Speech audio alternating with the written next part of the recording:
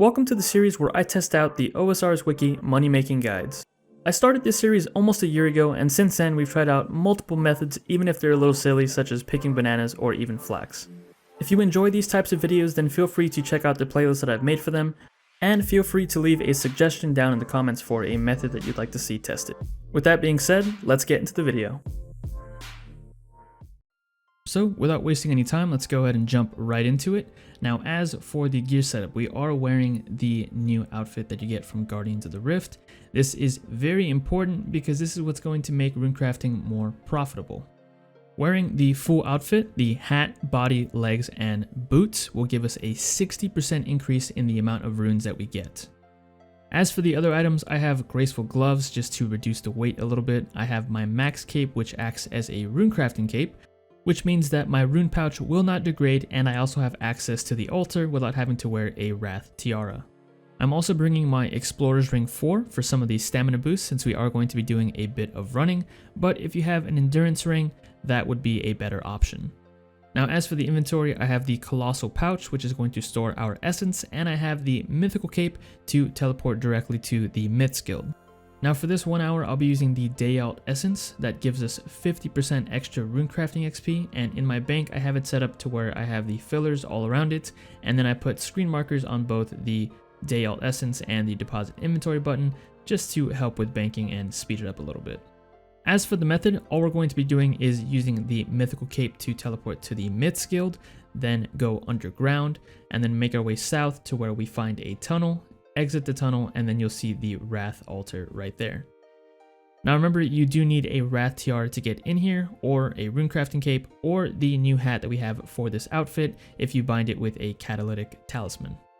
Now after I made the blood runecrafting video with the new outfit, I did get some requests to do Wrath runes, and I was pretty excited to try it out since these should be a lot more money than blood runes.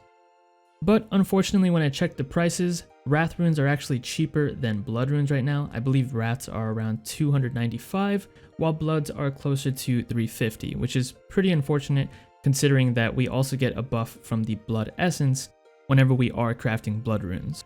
Now the wiki does say that crafting Wrath runes is about 3 mil an hour, which is still really good, but that is if you are doing it a different way than I am. Here, I'm using my max cape to teleport to my POH whenever I run out of stamina, but if you want to be the most efficient, I think running stamina potions with an endurance ring is your best bet. But still, I wanted to compare this to the blood rune crafting video that I did not too long ago and show you what an average amount of runes you can expect to get while paying moderate attention to the activity. Obviously, if you go the stamina potions and endurance ring route and you are tick perfect with all of your clicks, you can expect a lot more runes than I got in this 1 hour. And speaking of being tick perfect, a couple of shortcuts that I use that can help you reduce the amount of time you spend banking is the shift click option to empty and fill your pouches, and of course the escape key to close the bank interface. All these little things really add up and can increase the amount of runes you get per hour.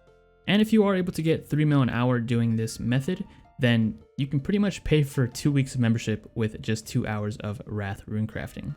Not a bad way to get membership if you don't feel like paying with real money. Just remember though that the requirements for this are fairly high with a 95 runecrafting requirement. And as you've already seen, there are some dragons that are down here that can do some severe damage, but as long as you have the anti-dragon shield and you protect from melee, you should be okay. Now, I was curious when the last time I made a video on Wrath runes was, and it's kind of crazy to think that it's already been 2 years since that last video. I guess time really does fly by whenever you're having so much fun doing runecrafting.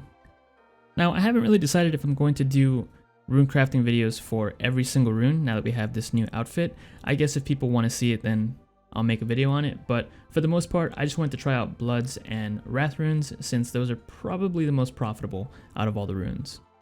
And if we've learned anything from the new runecrafting changes, it is that the Guardians of the Rift minigame is definitely worth doing. Not only for the outfit that gives you 60% more runes, but also for the Colossal Pouch. Even without the rewards, I'd say it's still worth doing just because it's something different as opposed to traditional runecrafting, and it's honestly pretty fun. I would do it to 99, or at least 77 until I could craft Bloods at Zaya.